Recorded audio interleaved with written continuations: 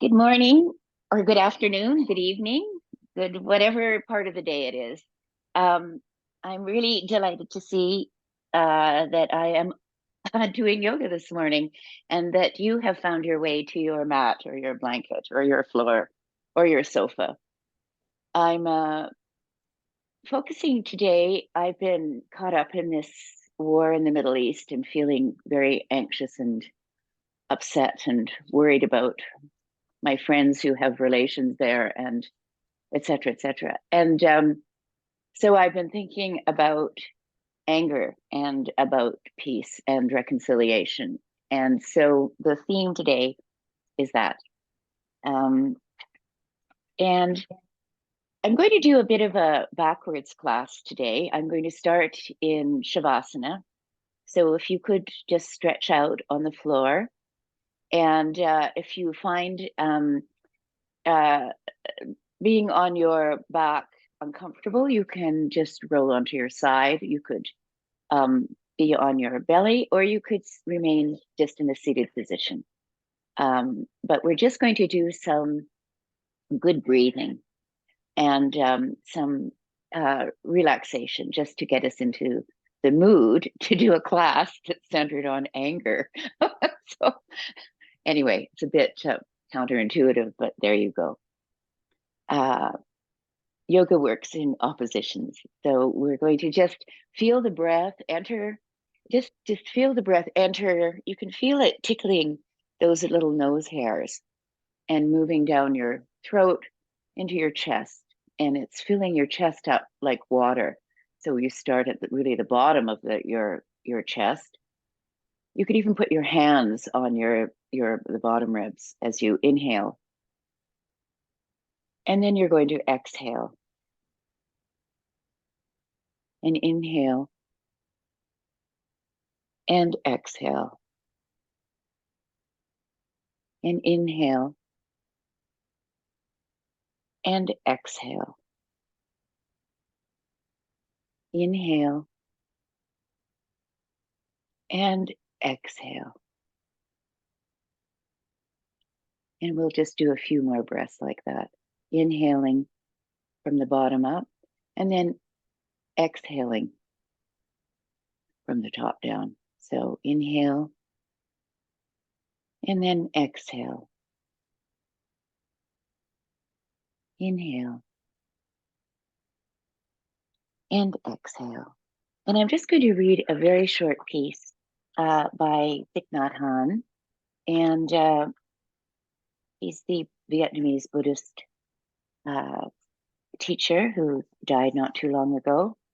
And I've read this poem before, but this is a short little prose piece about the poem he wrote, which is called Call Me by My True Names. And I want to say that his philosophy is tantalizing to me and also extremely difficult to enact. So if you find it a challenge, so do I. Call me by my true names. In Plum Village, where I live in France, we receive many letters from the refugee camps in Singapore, Malaysia, Indonesia, Thailand, the Philippines, hundreds each week. It is very painful to read them, but we have to do it. We have to be in contact. We try our best to help, but the suffering is enormous, and sometimes we are discouraged. It is said that half the boat people die in the ocean. And of course, this was written during the Vietnam. This essay was written, I think, during the Vietnam War. There are many young girls, boat people, who are raped by sea pirates. Even though the United Nations and many countries try to help the government of Thailand prevent that kind of piracy, sea pirates continue to inflict much suffering on the refugees. One day we received a letter telling us about a young girl on a small boat who was raped by a Thai pirate. She was only 12 and she jumped into the ocean and drowned herself. When you first learn of something like that, you get angry at the pirate. You naturally take the side of the girl. As you look more deeply, you will see it differently. If you take the side of the little girl, then it is easy. You only have to take a gun and shoot the pirate. But we cannot do that. In my meditation, I saw that if I had been born in the village of the pirate and raised in the same conditions as he was, there is great likelihood that I would become a pirate. I saw that many babies are born along the Gulf of Siam, hundreds every day. And if we educators, social workers, politicians, and others do not do something about the situation, in 25 years, a number of them will become sea pirates. That is certain. If you or I were born today in those fishing villages, we may become sea pirates in 25 years. If you take a gun and shoot the pirate, you shoot all of us, because all of us are to some extent responsible for this state of affairs. After a long meditation, I wrote the poem. In it, there are three people: the 12-year-old girl, the pirate, and me. Can we look at each other and recognize ourselves in each other? The title of the poem is Call Me by My True Names, because I have so many names. When I hear one of these names, I have to say yes. And I will read the poem in a little while. But right now, I'd like us just to feel the tingle in our fingertips and in our toes. And I'd like us just to stretch out, stretch everything out, stretch our arms up above our head, stretch our feet out, our toes. And then if you have the room, just open your hands up to the side, and you can press out through the palms of your hands. So you're actually doing a little bit of a wrist extension, and then come back up to the front, and you can roll onto your side and sit up. Good. All right. Now let's just do some hip opening exercises on our behind here. And so I've got my feet together, and this is butterfly. We're just going to sit in butterfly and wiggle our feet back and forth. Our knees back and forth. This is Baddha Konasana in Hatha Yoga. And when I was writing that to my friends this morning, it auto-corrected to Ha-Ha Yoga. So I'm going to just call it today Ha-Ha Yoga. We're in a Baddha Konasana is the Ha-Ha Yoga position. And in Yin Yoga, it is butterfly. Good. And I want us just to put our hands behind us, and we can, with our fingers pointing back, flat on the ground, we can just stretch our chest up and open our chest. Really feel a lovely opening here.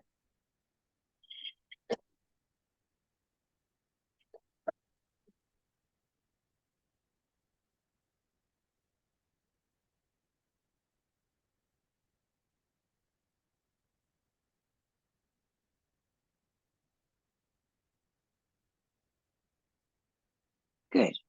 And now just your hands can be just like a little airplane.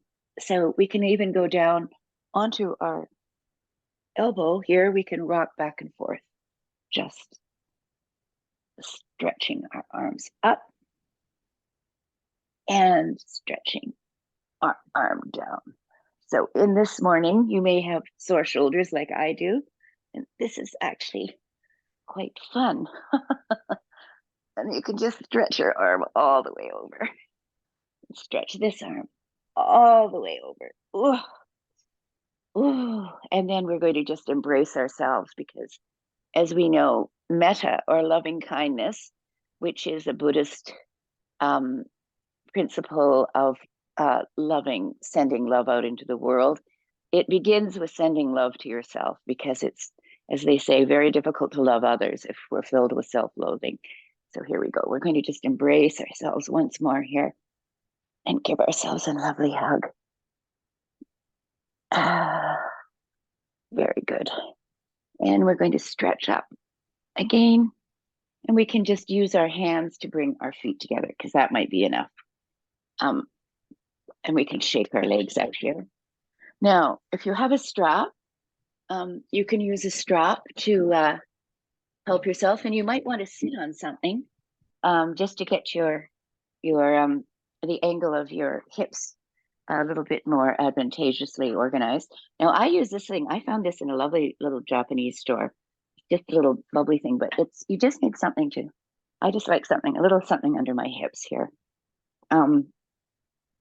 And you might have, if your hips are very stiff, you might have more. And I've just got a strap and putting it around my feet in Dandasana and just sitting up. And here I'm feeling the beautiful centering of my axial skeleton from it actually includes the bones in your inner ear and all the cervical bones, your thoracic spine, and all the way down to your tailbone. And if we imagine that they're somehow just aligning themselves in a beautiful snaky way from the top of our crown to our sit bone, and we're pressing out through our feet and through our toes. Now you can't really see that, so I'll just sit back here a bit more. There. So I'm pressing out through my feet and through my heels and my toes. And I'm actually I'm going to just try and widen my toes out, spread them out. And I have to say, I'm quite proud of my toe spread at this point, but it's only because I've been practicing for a few years. And it's very good for your bunions, if you have them, if you happen to be an older person like moi. All right, we're stretching out, and now we're going to just tilt down, and we're going to try and come down with a straight spine. Now, you really can't come down too far with a straight spine, but we're moving down with a straight spine here. And now we're just going to fold over, and you can hold on to your shins if you like, or your ankles. You can keep holding on to the if you're up here, you can just keep holding on to the strap, or you can hold on to your toes, and then you just fold over here.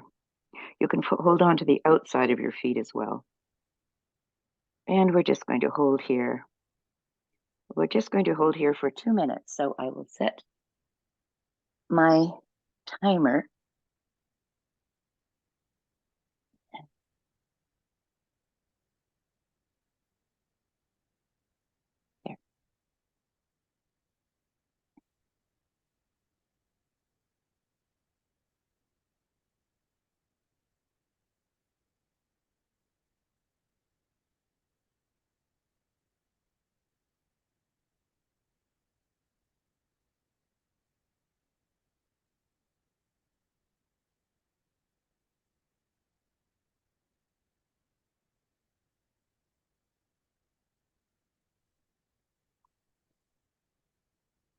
And while we're in this position, I'm just going to read a few lines from the poem.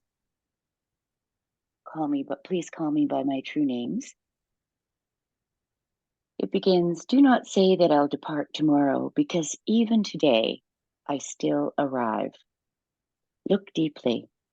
I arrive in every second to be a bud on a spring branch, to be a tiny bird with wings still fragile, learning to sing in my new nest, to be a caterpillar in the heart of a flower, to be a jewel hiding itself in a stone.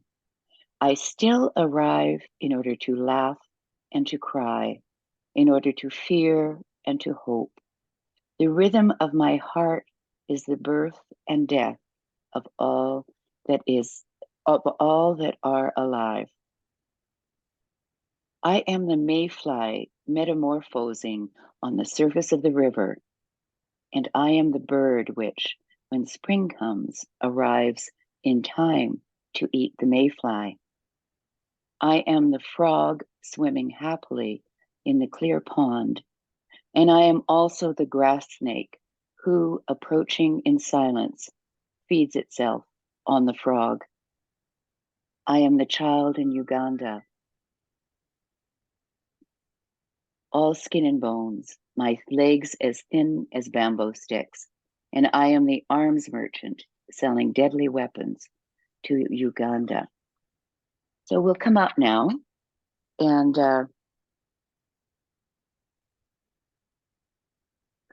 we will do something else that's going to be quite a lovely stretch here. Now, where is this? So we're going to just come onto our hands and knees. And we'll start with some cat and cow. And our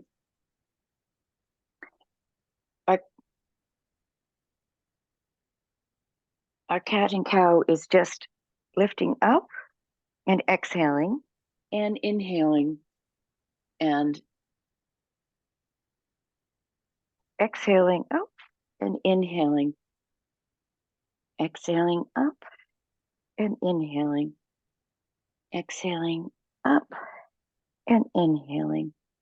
And now we're going to just stretch one arm up, or I'm stretching my right arm up, and I am laying it down. I'm spreading it through and the keyhole, and then I'm just looking up under my arm, and then I'm going to lift my right arm up again, and then move it through that keyhole and look up under my arm. And one last time, and this time we're going to stay, if this is comfortable for you, with your shoulder down, and you can put your head down. You could get a block or a blanket if this is too, if you need to be raised up some more. And you can either leave your hand on the floor, your say in this case our left hand, or you can put it behind you on the small of your back. So you decide what you want to do. And you're going to stay there for a moment, and I will continue with my reading.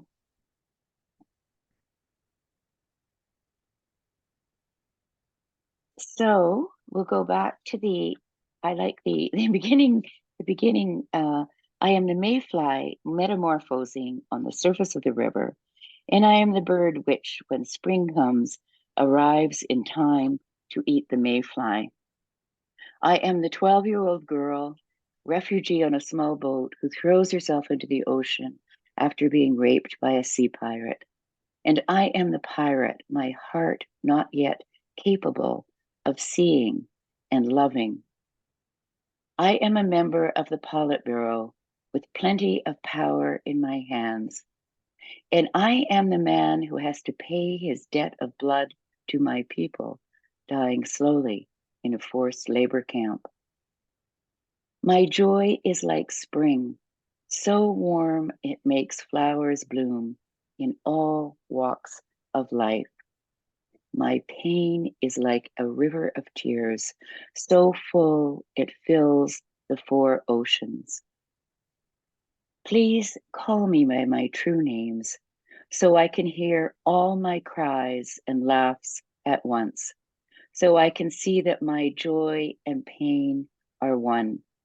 Please call me by my true names, so I can wake up, and so the door of my heart can be left open, the door of compassion. And you can come up again, and we'll just do that on the other side. So we're going to just press our hands into the floor, do a couple of cat cow here. Just I'm in a cow, and then in a cat, inhaling and exhaling, feeling our spine, our beautiful sinewy spine, mobile and flexing. And now we're going to lift our left arm up and then draw it down through and look underneath your arm. And then lift it up again, inhaling, your chest is open, and then exhaling and putting it through again. And then up again, inhaling, and then exhaling and putting it through again. And the last time, up, inhaling, and then exhaling and putting it through. And this time we're going to, once again, leave our shoulders stretched there. And you can, as I suggested, you can put your left hand, the flat of your palm on the small of your back, on your sacrum if you like, or you can leave it on the ground for balance. So this is just a slow opening for your shoulder.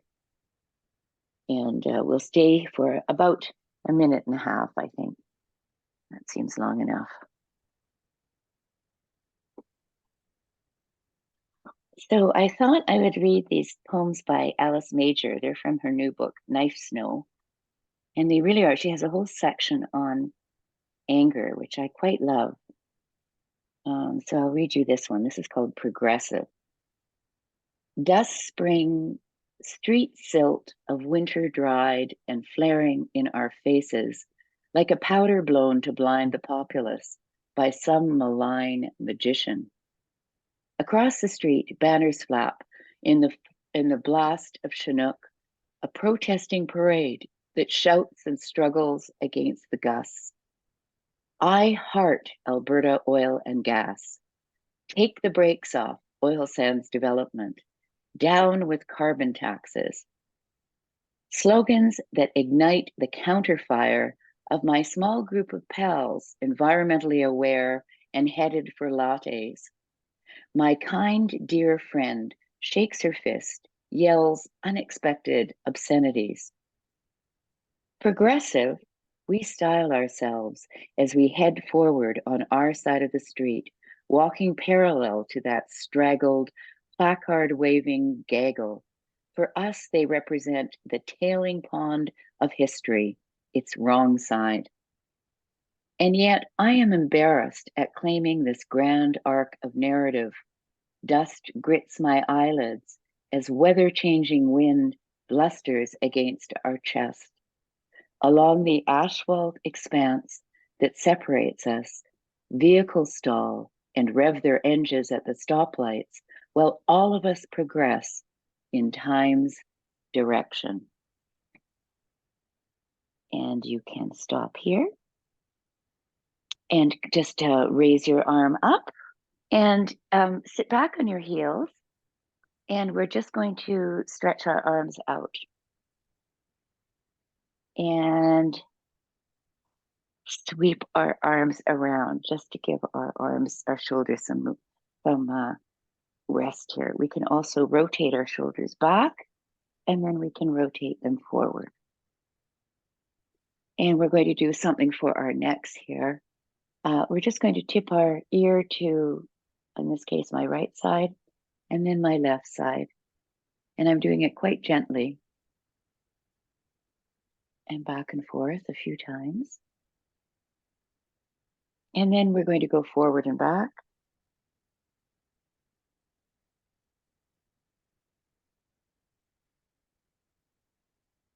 And then we're going to go in the diagonal. I'm going to, the side of my neck, I'm going to kind of aim it up towards the ceiling.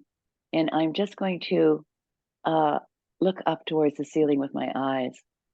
And then I'm going to go look down with my eyes and up and down, up and down.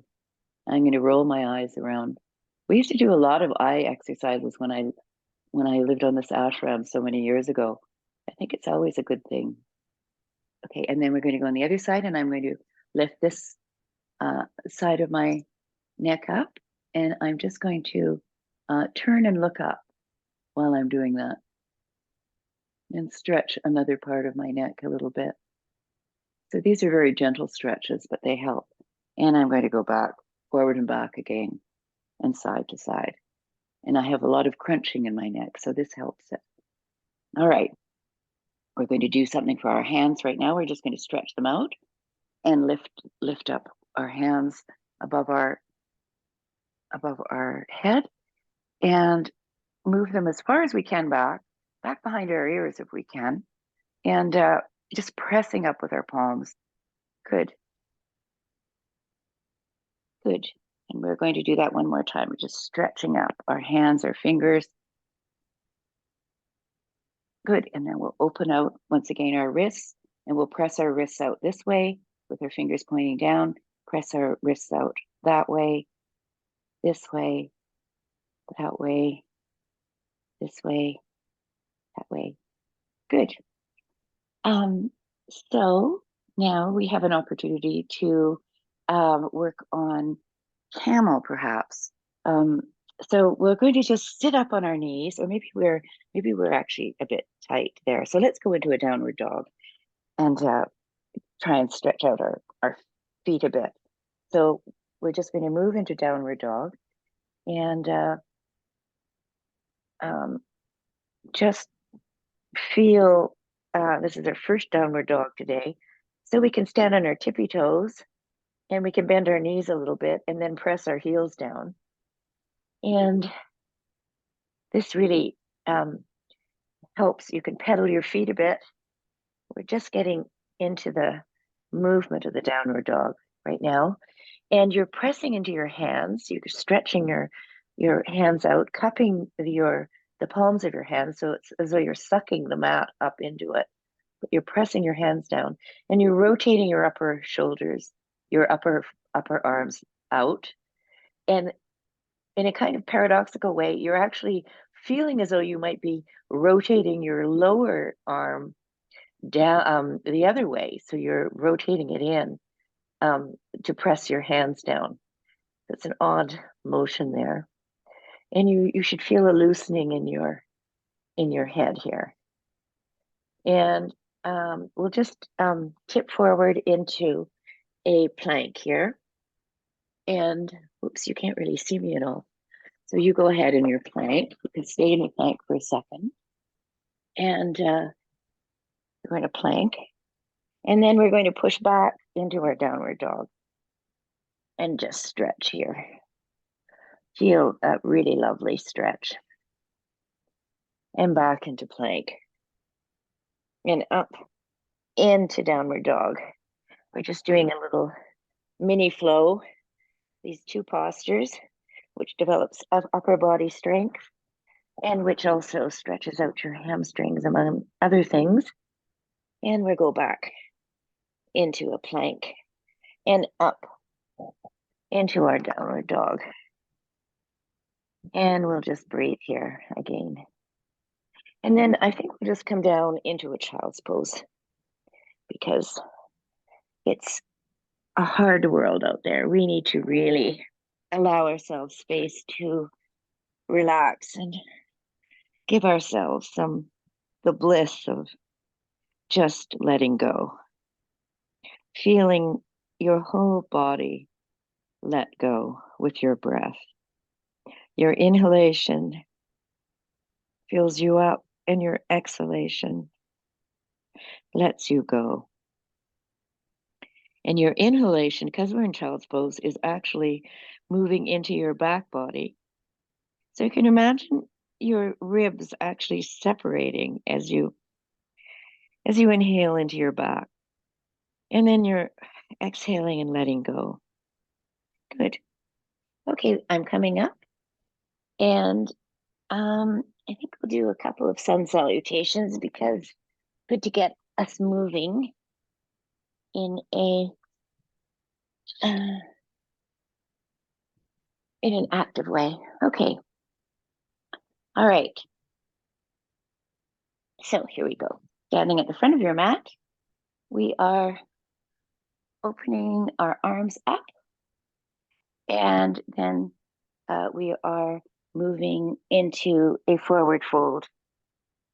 And we're inhaling halfway up, and then we're exhaling back into plank.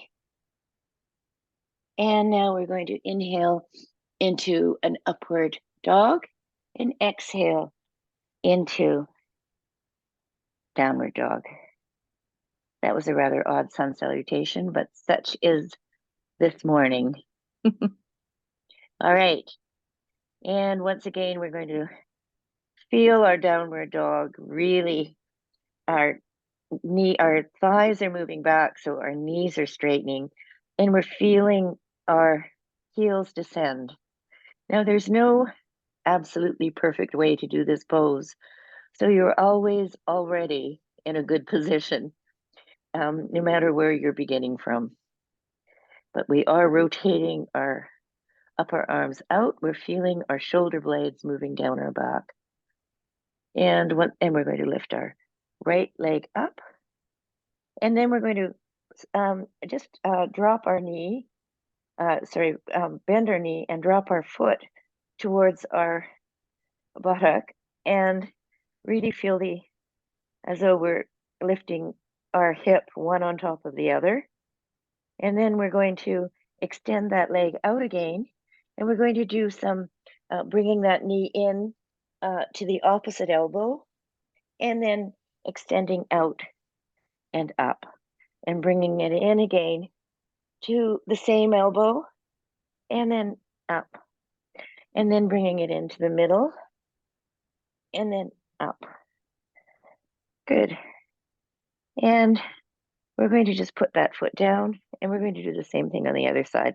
So we're lifting, in this case, I'm lifting my left leg up, and I'm dropping my foot, bending my knee, dropping my foot towards my buttock, and stacking one hip on top of the other, more or less, and trying to keep my shoulders parallel while I'm doing this little twist with my legs. And now I'm extending my leg out, and I'm drawing my knee in to the opposite elbow and extending that leg out, inhaling and drawing, extending it out, and then bringing it into the middle, extending it out, and then putting both feet down. So we're in the downward dog, and I'm on my tippy toes again, stretching my toes out and bending my knees, and then lowering my heels and straightening my legs. And now we're going to just move into a plank. We're going to stay here for a minute, or maybe not. That was a lot of time on our hands. So I think we're just going to lower down to the floor and see if we can do some work on some back bends here. So we're going to put our hands out the side, fingertips up, fingertips extended, and we're just going to roll our shoulders up and our head up and press into our fingers and feel that lovely back bend. And now we're going to come down, and we're going to press into our fingers and roll up, and then come back down. Press into our fingers one more time, roll up, and we're inhaling here. And we can exhale up and stay here. And then we're going to roll back down. Good. Now we're going to put our hands underneath our shoulders, and we'll just do some low cobras here. So we're pressing into our hands, we're rolling our shoulders up and our head, and we're inhaling, and then we're rolling down. And we're rolling our shoulders up, and then we're rolling down. Good. Now we're going to extend our left arm straight out, flat on the floor, palm on the floor, and we're going to press our right hand, the palm of our hand, into the floor, and we're going to actually lift our right leg up, bend the knee, and roll it over towards the left side, so that our extended arm is, we're getting another shoulder opening here. And you can just rest here for a moment. You can put your foot flat on the floor. It's hard for you to see me here, I think, but my left arm is extended out, and my left shoulder is really opening up here. Good. And now I'm just lifting my leg up again and pressing it down, and I'm extending my right arm out, straight, flat, and pressing my left hand into the ground. I'm lifting my left leg up, bending the knee, dropping it over to the side, and really feeling this beautiful opening in my shoulder. And you also feel an opening in your left hip flexor here. And we'll just rest here for a minute. So this is definitely the ha-ha yoga part of the class, because I'm feeling breathless. It's hard to feel breathless in a yin yoga class, I find. You can feel discomfort, but I tend not to feel breathless. All right, now we're going to lift that leg up and drop it down so that we're just, once again, on our belly. And we can bring our hands, our arms to the side of our torso, our palms are up, and we're going to work on locust a little here. So here we are going to simply work on pressing our pelvis into the ground, and feel, we can point our toes, and we're going to feel our head come up, our shoulders come up, and we want to make sure, and then our arms will raise, and then our legs. So we're feeling our whole body. Our pelvis is kind of a pivotal point here. We're pressing our pelvis into the ground, lifting our legs up, pointing our toes, pointing our fingers, and feeling our head and neck in alignment with our spine. So we're not dropping our head down and we're not arcing it back. Okay, and now we're coming down again. And we can do that one more time, pressing in and up. And inhaling and exhaling here. You shouldn't feel any pain in your lower back. If you do, you should come down. And now we're going to come down. Good. Now, let's just push our way back and come back onto our hands and knees. And we'll do just another cat and cow, just a couple of them. And I just want us to notice how our spine feels.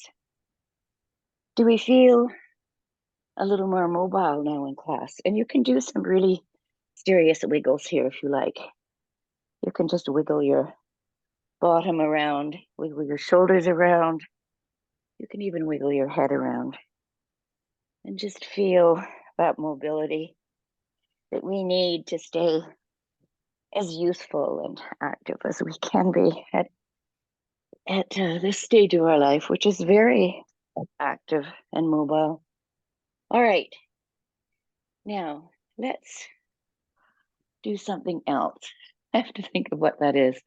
I think we'll do a pigeon pose. That is very good for what ails me. So pigeon pose, we're just putting our knee in front at an angle, pointing our toe. The full expression of this is with your heel extended and at a whatever the angle that is. But I do the partial expression, which is at an angle that's comfortable with my toe pointed. And then I extend my back leg behind me. And I feel a really beautiful opening in this case, my right leg is up, is in the front, and my left leg is back with a beautiful extension in my hip flexor. And I'm pushing up with my hands and feeling a beautiful arc in my back, a lovely opening in my chest so that I can breathe very easily here. Breathing very easily here.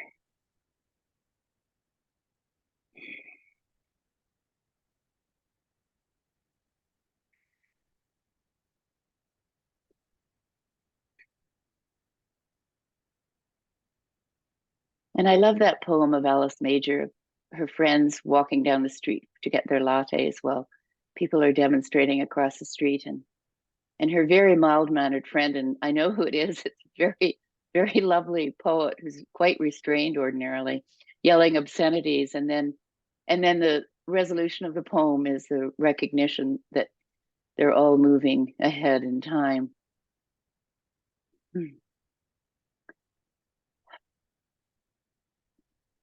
All right. Now we can just roll onto our hip, and we can bring our other leg around and do the other side in this lovely pigeon posture. Now you can also go down. This is the upright pigeon. You can also do a sleeping pigeon. So we could try that on this side if you like. So I'm stretching the back leg down. You can have a block underneath your hip if it's really uncomfortable. And you can maintain your upright position here, or you can lower down onto your forearms, or you can even go further down if you can manage it make a pillow with your hands and drop your head onto your hands or onto the floor. And this really opens up your hip flexor, and also your in this case my left glute is really opening up, and my groin, something's happening in my groin as well. So this is a very good posture to stay in for a few minutes, if you can manage it. And if you're uncomfortable, of course, you can just come up to your forearms, or you can come up to the pigeon, the upright pigeon here.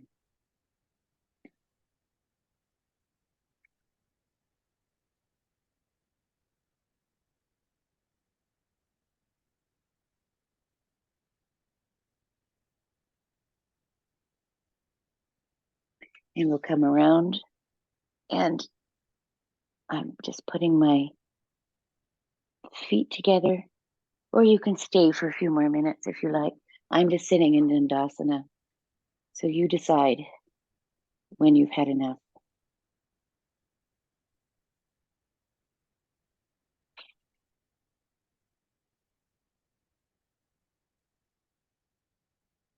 Good. Now we're going to do a few hip opening postures. So I'm going to just put my feet in fire log pose, which is just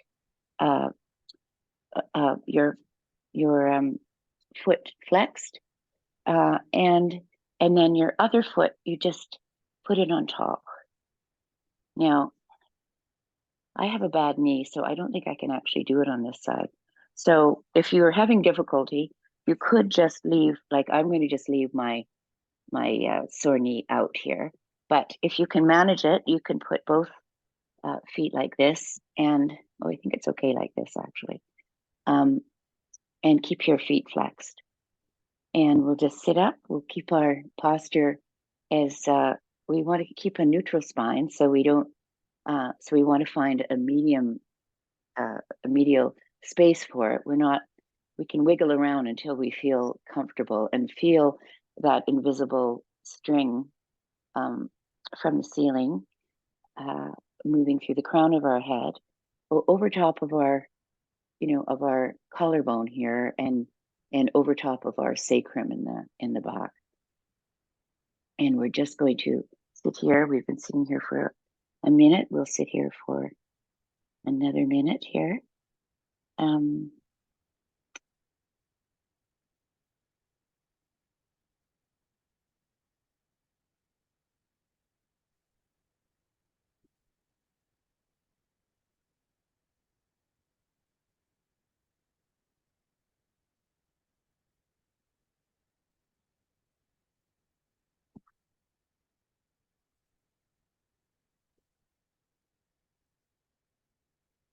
And I'll read you another poem about anger that from Knife Snow. It's called Path Integral. And Alice Major is very renowned for her work on using science and math and elements in her writing. So Path Integral. I'm angry about anger, this all too easy sheet of flame with its ever-ready pilot light, ready to sweep the brain. This coil of neurobiology, the braided lash that rounds us up into obedient legions to be hectored from lecterns. They're taking things away from you, those hidden elites, those threatening other-colored others. This fetter fastened around our necks, a convenient collar where demagogues can attach the leash.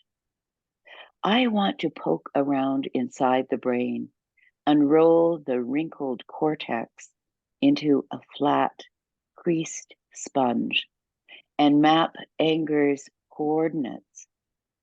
Along the x-axis, half a billion years of animals trying to survive by fighting back. Along the y-axis, the logarithmic scale of primate generations, social structures becoming as convoluted as a coral reef, anger rearing up when others break the rules. And now we're just going to extend our legs out and jiggle our legs. And then I'm going to do it the reverse. So with my, in this case, my right leg is going under and my left leg is going on top. And once again, I'm finding a very beautiful symmetry with my legs, and also a lovely spinal elongation from the tip of my head. And we're just going to sit for 2 minutes here. All right.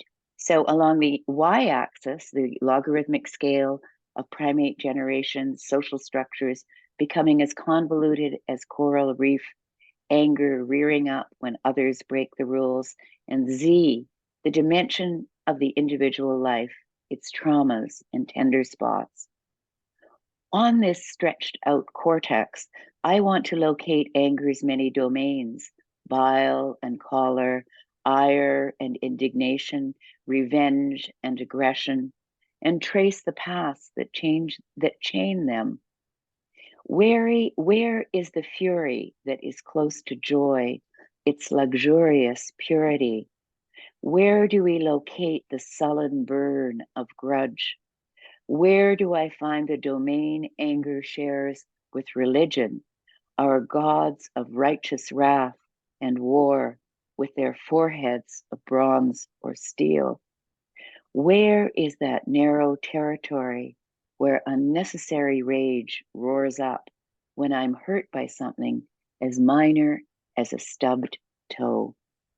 Surely, knowing this territory would help us negotiate these fragile, fractious times.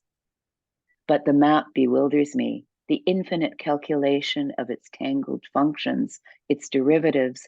I can't compute the area covered by anger, the limits to which it might converge, nor the sum over histories of its evolving wave that rolls through brains and time and population. I can't sum up this cortical compulsion that traps us, this power we hand over to noisy purveyors of conflict. The dog flings itself barking wildly at the fence and its mirror dog beyond. So I love that poem. That poem is a Chinese form that is prose, and then at the very end there's a little haiku. So the haiku at the end is: the dog flings itself barking wildly at the fence and its mirror dog beyond. Anyway, I love these. I love her poems. They're very thought-provoking and quite powerful.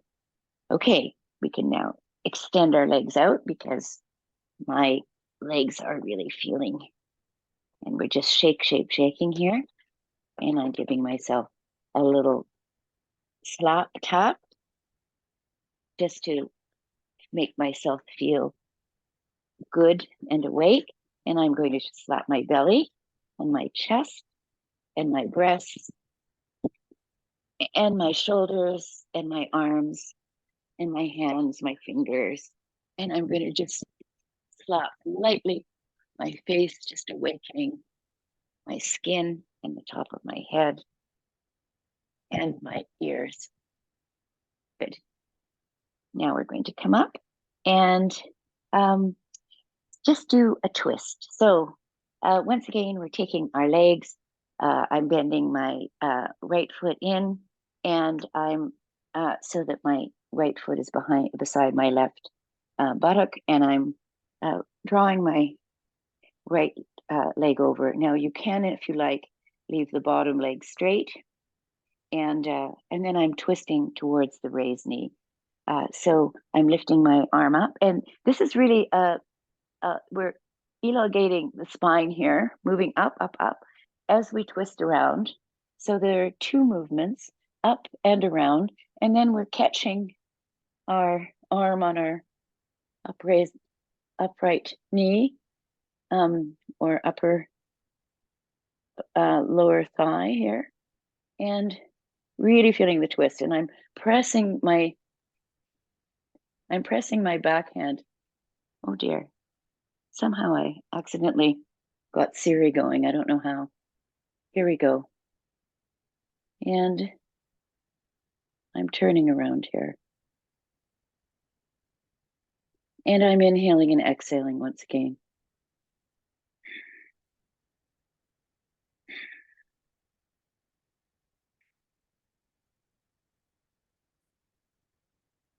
Okay, and now we're just going to turn and just give a little twist to the other side. And I'm just pressing my hand into the ground and my other hand into my foot and giving myself a turn in the other direction. And now I'm coming around. Good. And I'm extending my legs out. And I'm going to do the same with the other foot. So this time I'm just lifting my, oh, I did that. Sorry, I'm doing it the other way now. Okay, here we go.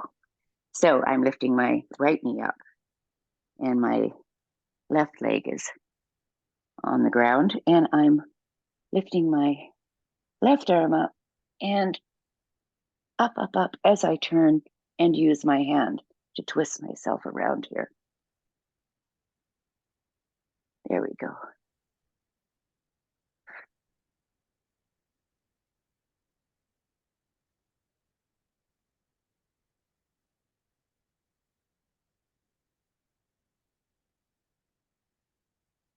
And you can feel your collarbone rising up to the ceiling, because sometimes I find myself slouching when I'm in this twist. So I want to really feel my chest opening here, and my collarbone is lifting up. So this is really a heart opening place. We're thinking about how it is we can open our heart to the complexity of the world and imagine ourselves compassionately in another's shoes. These are very trying times. And it's important to be able to work our way through these complexities. All right, and back we come. I'm going to shake my legs out again, and I'm going to lift my arms up. I'm going to do a little jiggling dance here because I can, and I'm old enough to risk the ridiculous. There we go. Good. All right, so I'm going to now move into the prone part of the class. So we're on our back, and we're just going to do a bridge. So we're going to lift our knees up. Do it this way. Lift our knees up and press them into the ground. Our hands, we can hold on to the sides of our mat if we like, or we can press our feet into the ground, turn our tail up. So we're turning our tail up and then down, up and down. So we really get that sense of the movement. Then we're turning our tail up and pressing up, pressing our pelvis up. And I'm clasping my hands underneath my shoulders, pushing into the ground here, and really opening up my my shoulders here. And I'm pressing my knees towards the opposite wall, pushing into my feet, pushing into my arms, my forearms, and my hands that are on the ground, and breathing deeply. This is a really beautiful heart-opening posture. Pressing into your feet, once again, really feeling the chest rise up. And we're opening, opening, opening. And now we're coming down. And we're going to hold on to our knees. Hold on to our knees here. There we go. Wonderful. Rocking back and forth, massaging our back.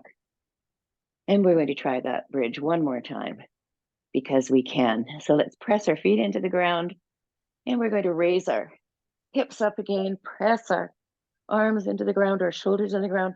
And this time, if you're into it, you can bend your knee, lift your foot up, your right foot up, point your toe, wiggle it around a bit, and then bend your knee and put it down.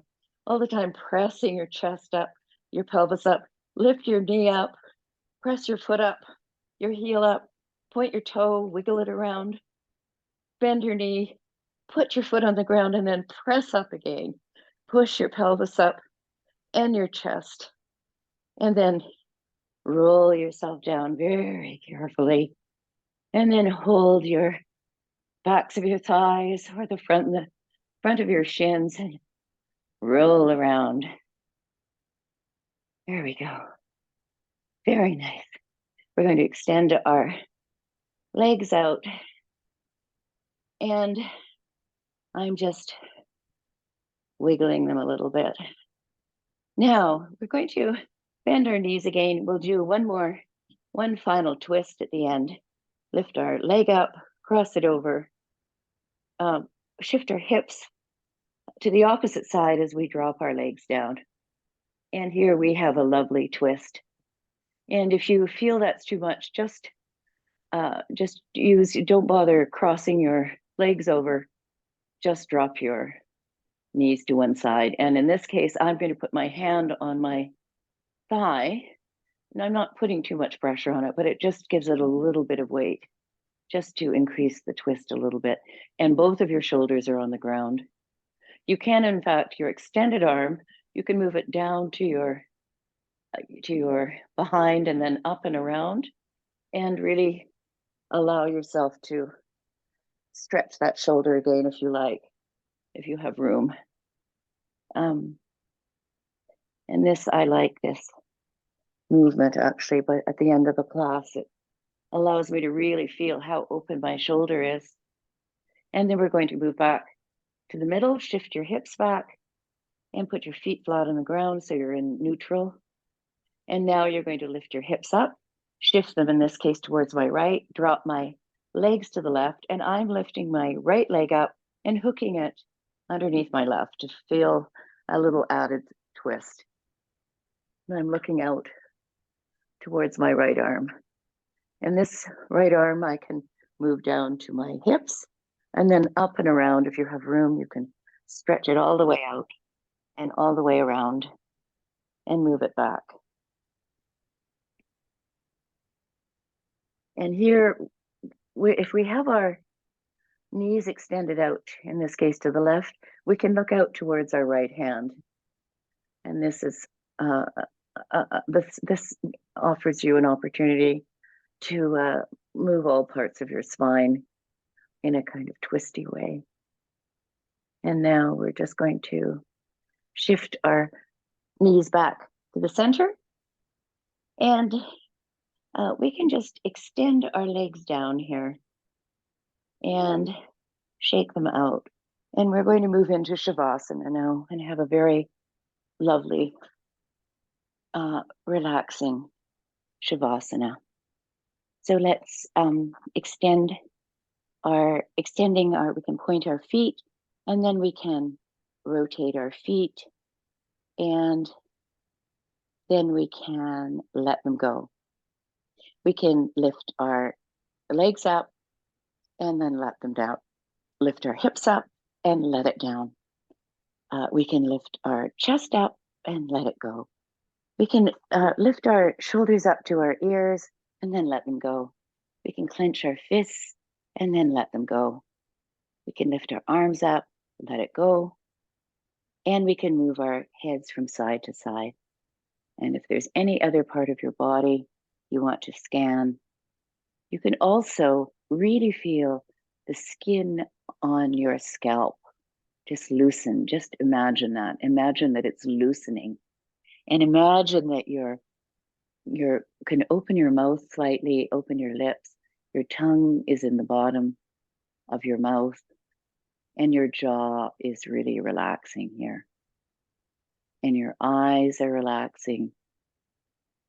Your ears, the skin on your forehead, all of those lovely timelines are just opening up and relaxing.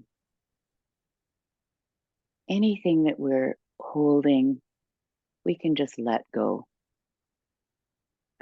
Feel our whole body melting into our mat, feeling our body like the ocean, just waving with our breath in and out.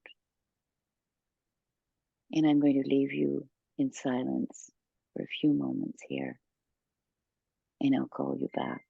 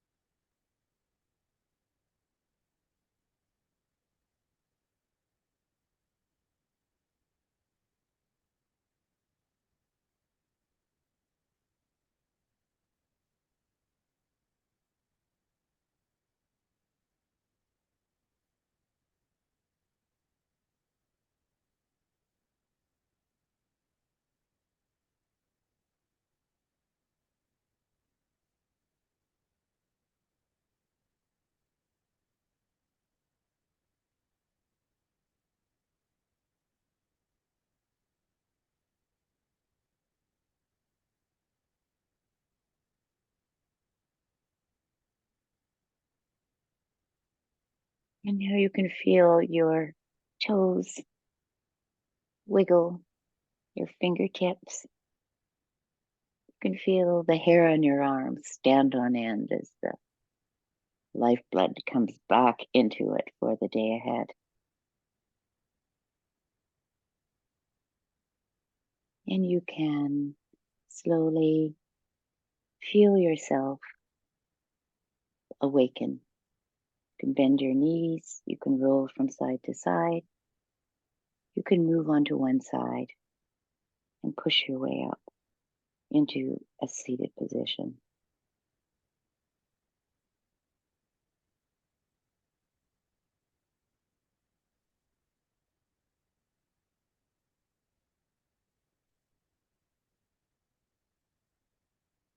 So I was thinking about eyes, and this is a poem, Bless My Eyes.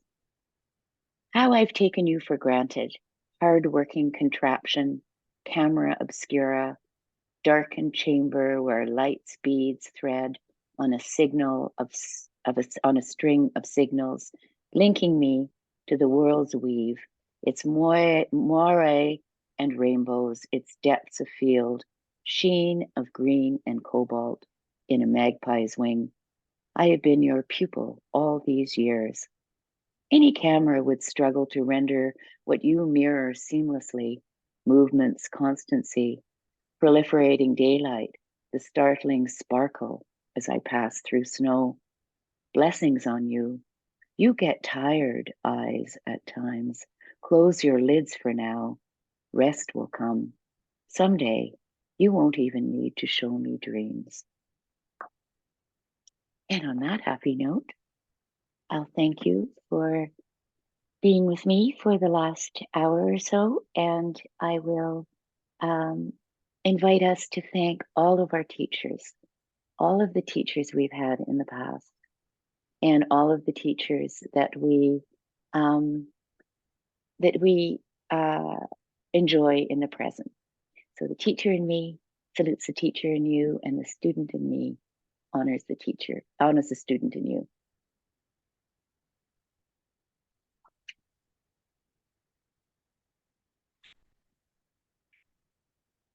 Thank you, Janice.